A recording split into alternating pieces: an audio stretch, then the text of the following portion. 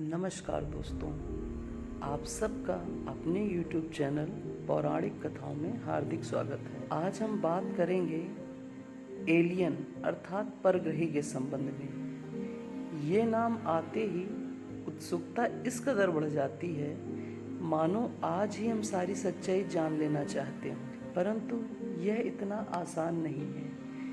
परग्रहियों से संबंधित कभी कोई घटना अमेरिका में, कभी चाइना में या विश्व के कोने कोने में सुनने को मिलती है, परंतु इस पर अभी तक कभी किसी निष्कर्ष पे नहीं पहुंचा जा सका है। इसका कोई मजबूत साक्ष्य कभी मिल नहीं पाया है।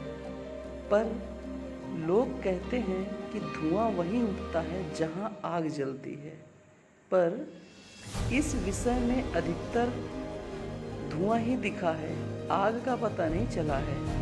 अब यह धुआं आग का है या धुंध है, इसका निर्णय मैं आप सब पर छोड़ता हूँ। मैं आप सबके सामने कुछ तथ्य प्रस्तुत करूँगा और आप सबका इसके बारे में क्या सोचना है मैं ज़रूर जानना चाहूँगा। परग्रही होते हैं नहीं होते हैं, लेकिन मेरे पास कुछ ऐसे तथ्य हैं जो आपको सोचने पे मजबूर अवश्य करेंगे। एलियन अर्थात परग्रहियों के अस्तित्व का प्रश्न कोई आज का नहीं है, यह पौराणिक काल से है।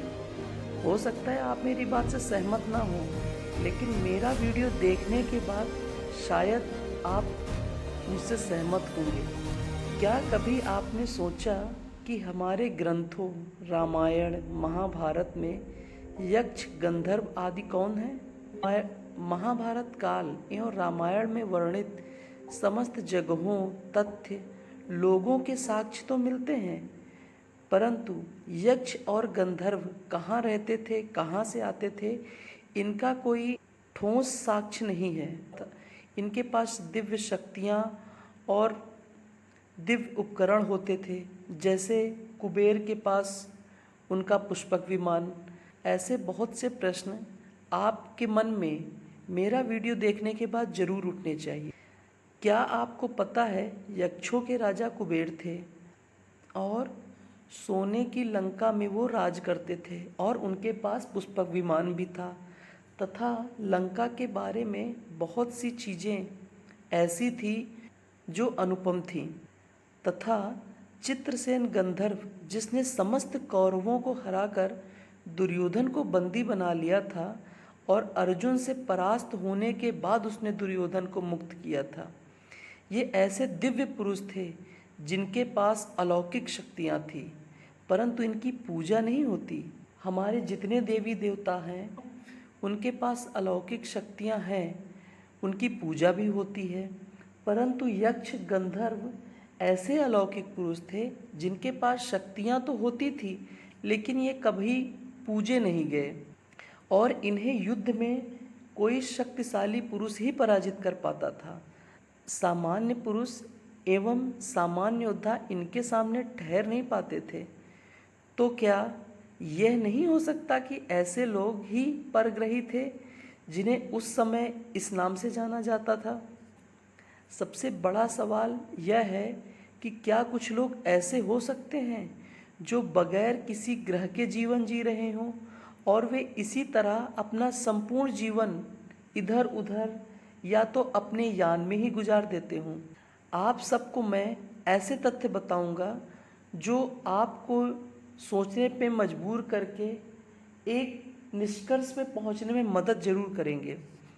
1300 किलोमीटर तय करके नर्मदा नदी नर्मदा घाटी का निर्माण करती है।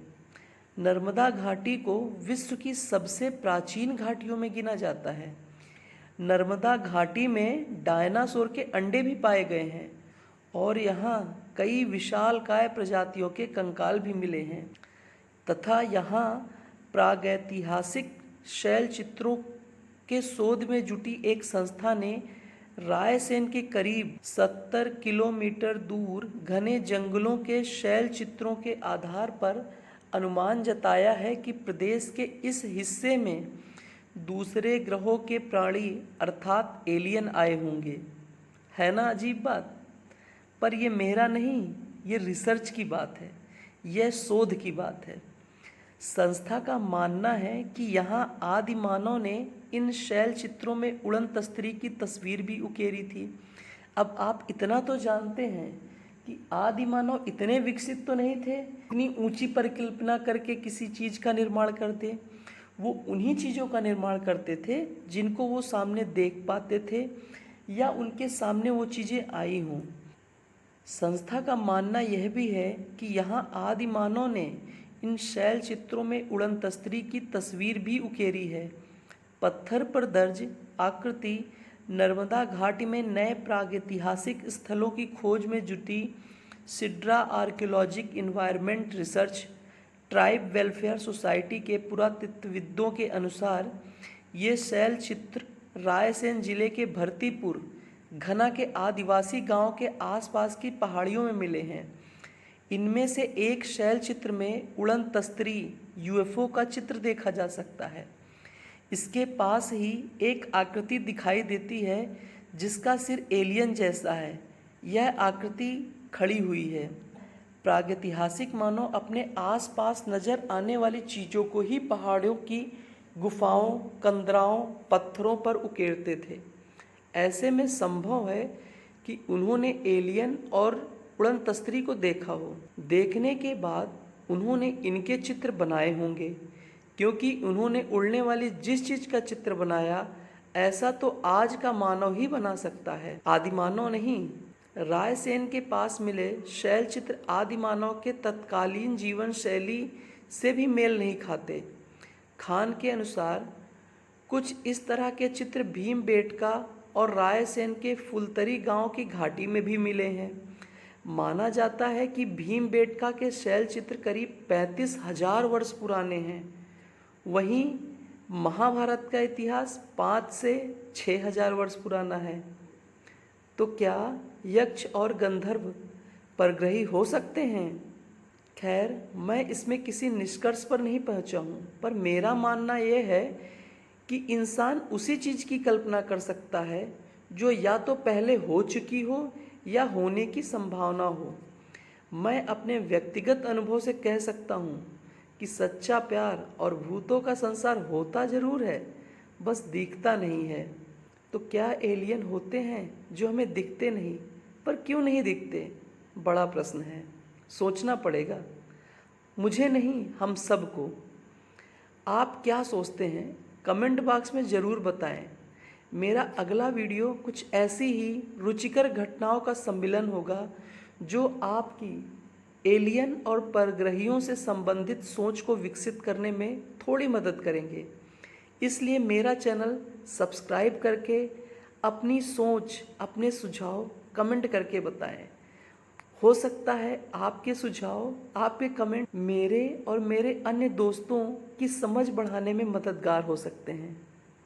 तो चैनल को सब्सक्राइब जरूर करें।